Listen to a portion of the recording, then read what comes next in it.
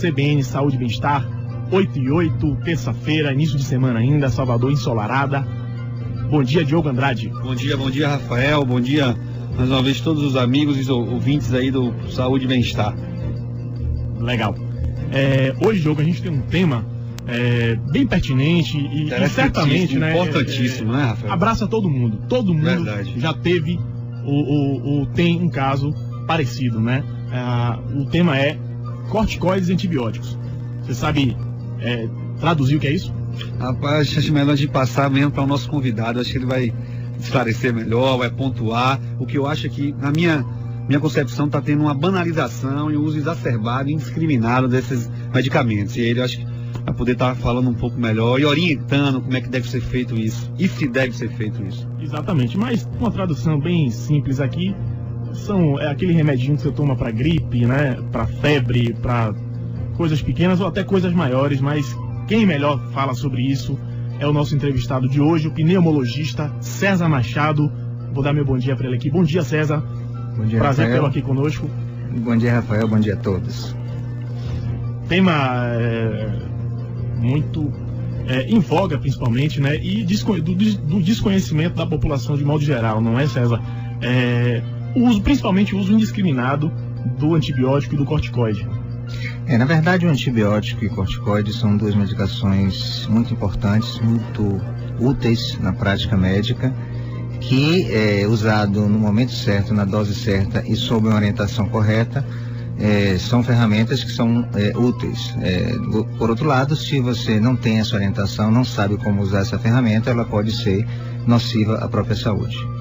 Esse é o problema, né? É saber quando é que se toma o remédio na hora certa e saber quando é que ele é impróprio, né? Exatamente. A dificuldade é essa, né? Exatamente. É por isso que são medicações que normalmente são orientadas por profissionais capacitados para fazer esse tipo de orientação. César, vou fazer uma pergunta rápida. Há uma preocupação, um consenso da comunidade médica, como eu falei há pouco aqui, desse uso indiscriminado, exacerbado? Como é que anda isso daí? Chega aos consultórios esses números? Há uma preocupação? Como é que vocês estão?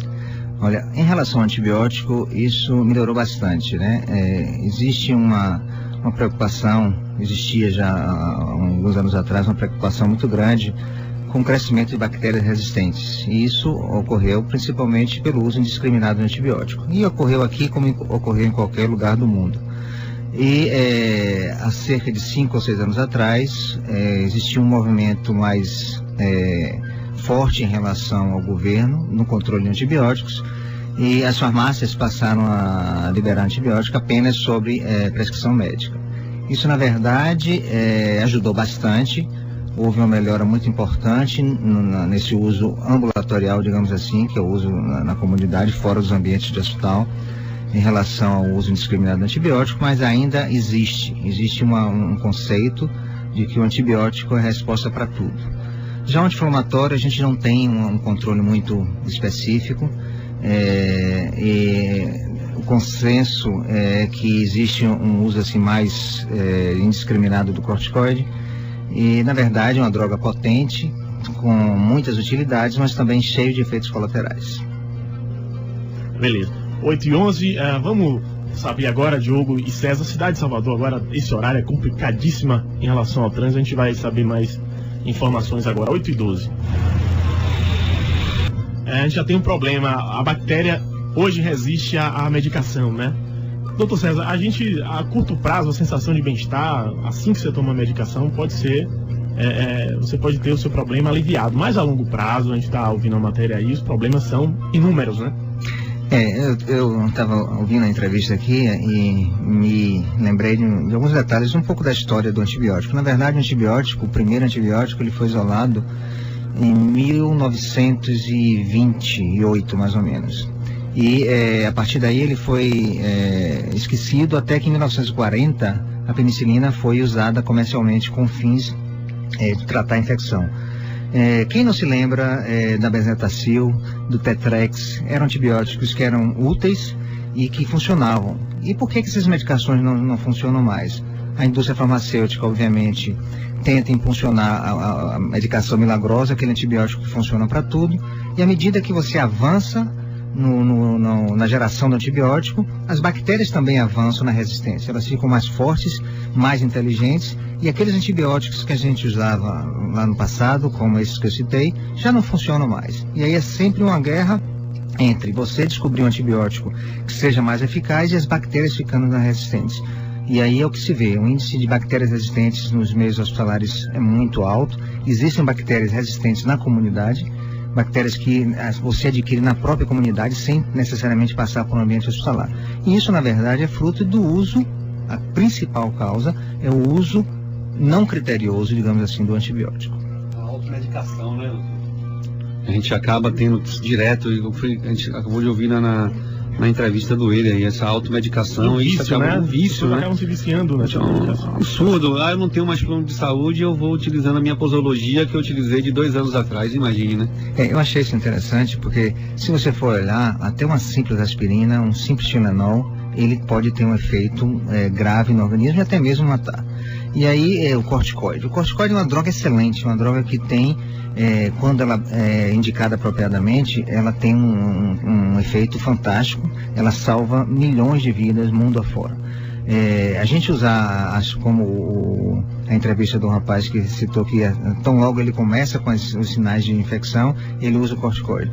Isso é ruim, porque o corticoide ele pode ser dado de várias formas, em várias doses, controlar as doenças na dose correta, sem causar os malefícios. Na verdade, o corticoide é um hormônio que ele age na garganta, na sinusite, mas age em todo o corpo, sistêmico, levando a repercussões seríssimas e com impactos na vida futura de qualquer paciente. Doutor César, a gente tem uma mensagem aqui de um ouvinte nosso, acabou de chegar aqui. A pergunta, ela só esqueceu de colocar o nome aqui. Ela ou ele: minha filha de 11 anos já tomou corticoide por 3 vezes por conta de tosses. A pergunta é, sempre acompanhada de um pediatra, qual o efeito colateral ela pode ter? Na criança, as preocupações, na verdade, são um pouco mais graves, porque o corticoide ele também tem impacto no crescimento, na formação do diabetes juvenil, dentre outras situações. Isso, na verdade, é uma preocupação maior, porque como trata-se de uma criança ainda em fase de crescimento, isso pode ter impacto importante no futuro. Não esquecendo que todas as repercussões que também estão presentes no adulto também podem estar presentes na criança. Mas, como eu disse, se foi recomendado por um médico, há um critério a ser usado.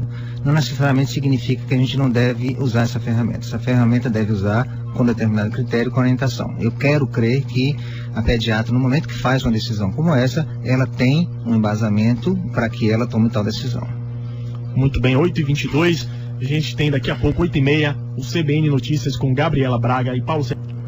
Doutor, agora, para curar uma gripe, vamos lá, é um problema menos grave, uma gripezinha de 3, 4 dias, qual é a melhor alternativa? Uma gripe, uma febre, tá certo que é uma reação do corpo a alguma coisa, mas como é que a gente lida com isso? Olha, parece simples, mas não é tão simples assim. A gripe, na verdade, é uma manifestação viral. Existem 4 grupos, digamos assim, de germes, se a gente pode assim sintetizar tudo, que são as bactérias, os vírus, os fungos e os protozoários. O vírus é diferente da bactéria. Quando a gente fala gripe, a gente está falando de uma infecção viral. Essa infecção viral pode causar consequências, complicações que seja necessário a gente usar um antibiótico. A diferença entre uma situação do que é apenas viral e o que pode ser também, além da viral, uma complicação bacteriana, não é decisão fácil.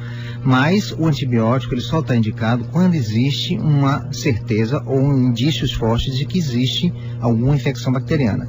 O antibiótico ele não funciona para uma gripe propriamente dita, para a infecção viral. Agora, traduzindo, antibiótico, quais exemplos o senhor pode dar aí do que é um remédio, sem citar nome, sem ir muito além, mas qual medicação a gente pode tratar como antibiótico, o que é corticoide na prática? Hoje é mais fácil, porque se você tiver interesse em usar um antibiótico sem uma receita médica, você vai se dirigir à farmácia e não vai conseguir. O farmacêutico, ou quem estiver no balcão, vai identificar aquilo como antibiótico. O corticoide, o uso é indiscriminado, porque a prescrição ou a mesma compra, o acesso a quem é indiscriminado, é livre.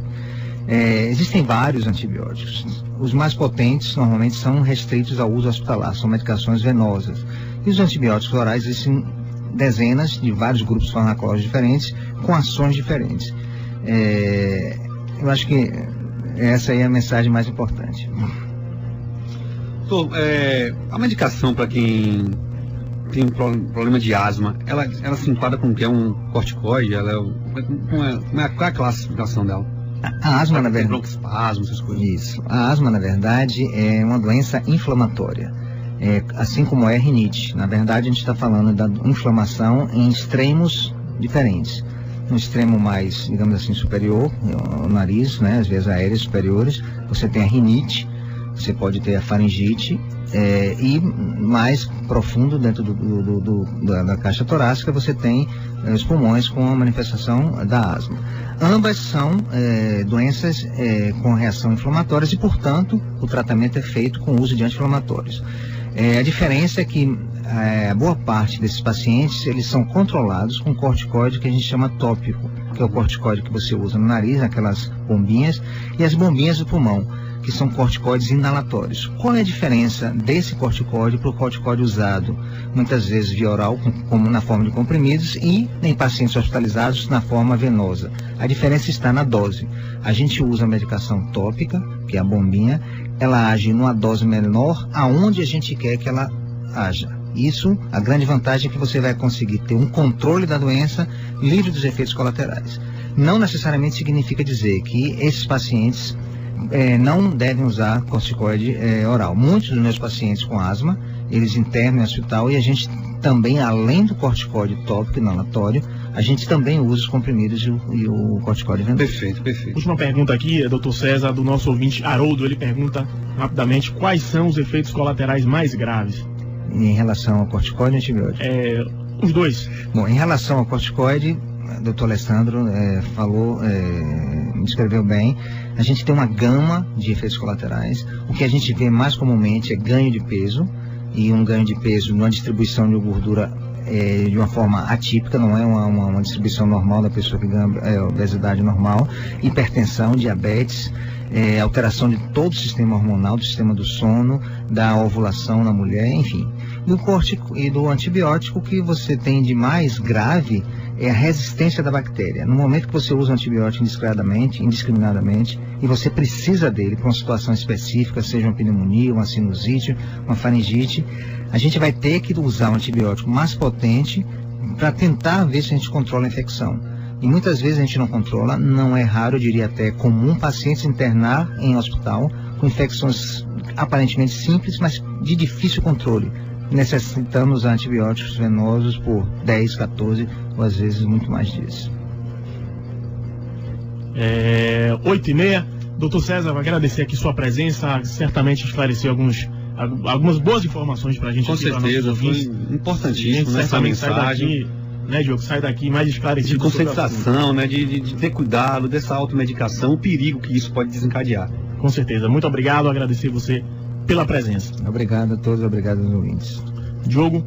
Bom dia a todos, né? Agradecer aí ao doutor César e até amanhã, às 8 horas, com mais um CBN Saúde e Bem-Estar. Beleza, CBN Saúde e Bem-Estar fica por aqui. Tivemos trabalhos técnicos de Claudino Ribeiro, produção de Andréa Gama e direção nacional de jornalismo de Marisa Tavares.